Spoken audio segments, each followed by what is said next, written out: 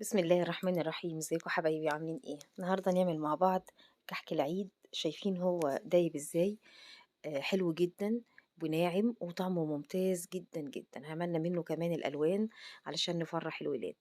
هنبدأ مع بعض. انا هنا عندي 2 كيلو دقيق منخولين، هحط عليهم حوالي ربع معلقة ملح، هنزل عليهم بمعلقتين ونص سمسم محمص. لو انت جايباه مش محمص حمصيه. عندي كمان 4 معالق ريحة الكحك.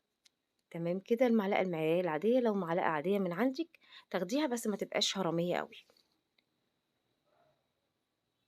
4 معالق سكر. تمام، ده المقادير دي ل2 كيلو دقيق، مش لكيلو واحد. هنقلب بقى المقادير الجافة كلها مع بعض، هنقلبهم بقى كويس أوي كده، نخلط كل المقادير الجافة مع بعضها في طبق كبير زي ما انتم شايفين. وزي ما قلت لكم المقادير ديت ل2 كيلو دقيق. وهنا معانا كيلو سمنة، كيلو دقيق بياخد نص كيلو سمنة. هنا كيلو سمنة بلدي أنا مسخناه على النار أتحاه ونزلته على الدقيق. هفضل بقى أقلب فيه بالسباتولا أو معلقة خشب زي ما تحبي، لحد بس ما درجة الحرارة بتاعته تهدى، علشان أقدر أستخدم إيدي وأقدر أبسه بالراحة من غير ما يلسعني. تمام كده، هنقلب بقى كده كويس خالص لحد ما نشرب كل الدقيق السمنة بتاعتنا. مش عايزين يبقى فيه دقيق باين خالص.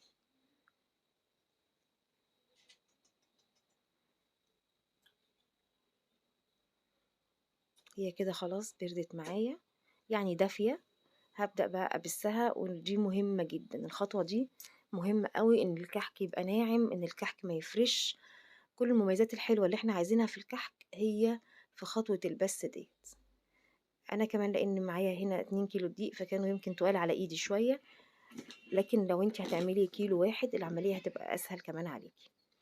هنبدأ ناخد من تحت كده لفوق ونفضل نبس فيه، مش عايزين يبقى الدقيق باين. زي ما انتوا شايفين كده خلاص الدقيق مش باين خالص.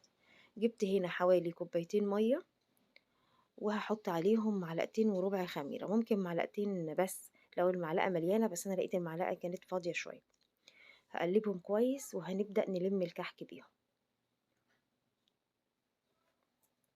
نبدأ بقى ننزل حبة حبة كده، أنا نزلت بيهم على مرتين، وهنبدأ نلم الكحك بإيدينا زي ما انتوا شايفين كده، مجرد ان احنا بنلمه بس. نشرب الكحك للمية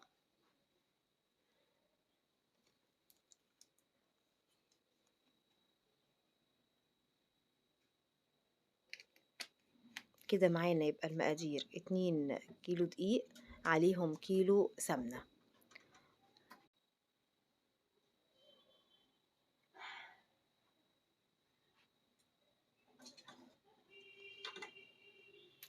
هنلمه بإيدينا كويس قوي لحد ما نوصل لعجينة طرية، ولما نعملها كده كورة في إيدينا ما تشققش خالص. لو حسيتي انها بتشقق ممكن تحطي معلقة سمنة. انا هنا احتجت كمان كوباية مية، يعني ال2 كيلو خدوا مني حوالي 3 كوبايات مية.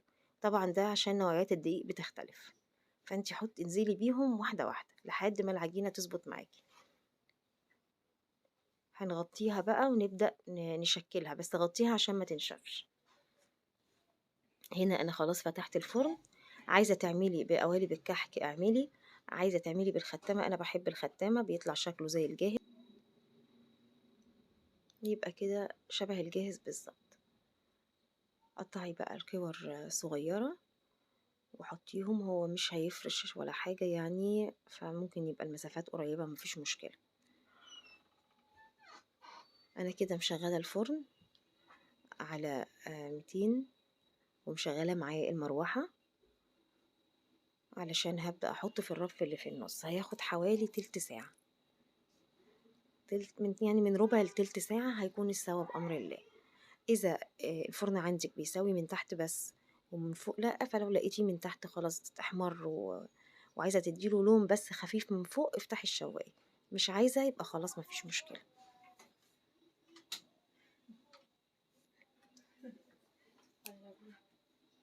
خلاص زي الفل اهو، بسم الله ما شاء الله في منتهى الجمال. حابين بقى كمان أعمل اللي طالع جديد اللي هو الملون ده، فأخدت حبة صغيرين من كل لون من العجينة، وعملت عندنا باللون الأحمر وعملت بالأخضر وعملت كمان حبة باللبني أو الأزرق. هي المفروض الألوان كانت تغمق عن كده كمان شوية، بس يعني هي طلعت معانا اللون ده، بس كانت لذيذة يعني. دي ألوان جل، ألوان طعام. حطيناها، حطيت مش نقط دي بس، لأ أنا كترت كمان لأن هي مغمقتهاش قوي. وكمان حطيت معاها ربع معلقة سمنة صغيرة على الكمية ديت، يعني همسة كده على ايدي علشان ما تنشفش. زي ما انتوا شايفين اهو، حتى السمنة هنا باينة لانها ما كانتش سايحة، كانت خدتها كده من البرطمان لحد ما وصلت للون اللي انا عايزاه ده، وهبدأ بقى اقطعها. بس طبعا لون الطعام عمل في ايدي، بس لما غسلتها خلاص اللون راح، يعني مفيش مشكلة فيه. وطعمه مفيش أي تغيير، هو طعم نفس الكحك العادي خالص، مفيش أي حاجة. كل اللي فرق فيه إن حسيت إن الرسمة بتاعته اختلفت شوية، يعني الرسمة ما بقتش باينة قوي زي الكحك اللي معلهوش لون. دي الملحوظة الوحيدة اللي أنا لاحظتها.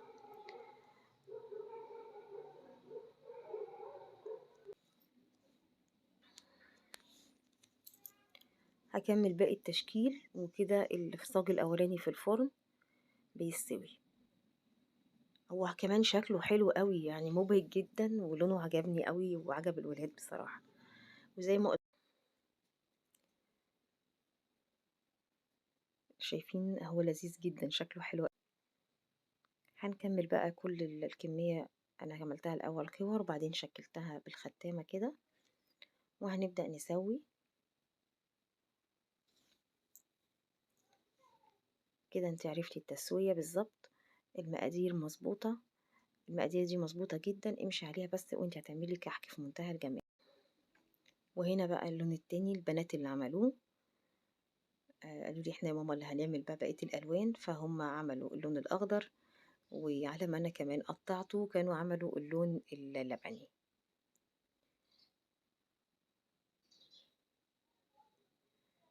طبعا هي مش عارفة تعمل قوي، بس ايه، عجنتها يعني، كانت قطع صغيرة فعملت اللون اللي هي عايزاه.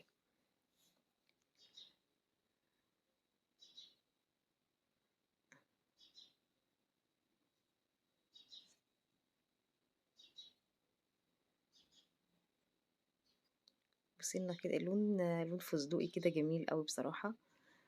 انا بقى شكلته زي ما عملت الأحمر.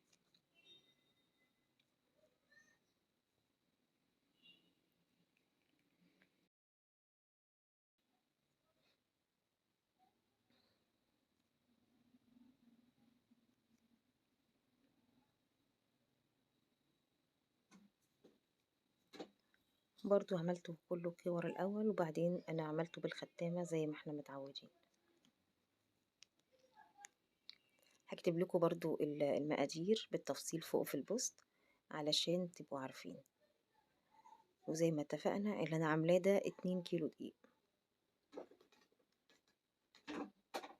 يبقى الكيلو دقيق الواحد بياخد نص كيلو سمنة.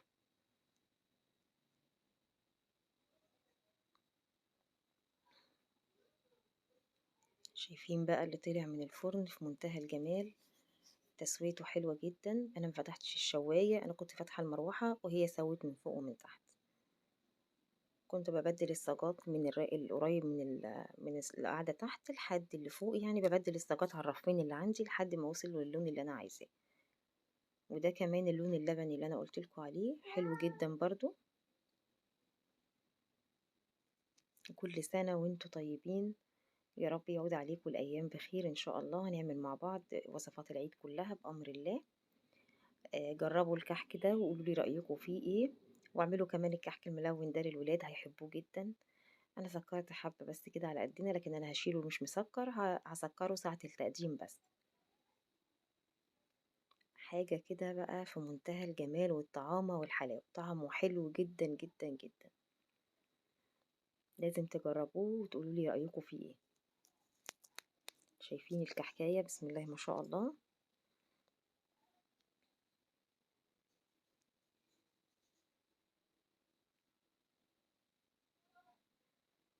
حلوة جدا، قلبها زي الفل، أبيض جميل. الكحكاية ممتازة، قوام وطعم وشكل مبهج، وكل سنة وانتم طيبين يا رب.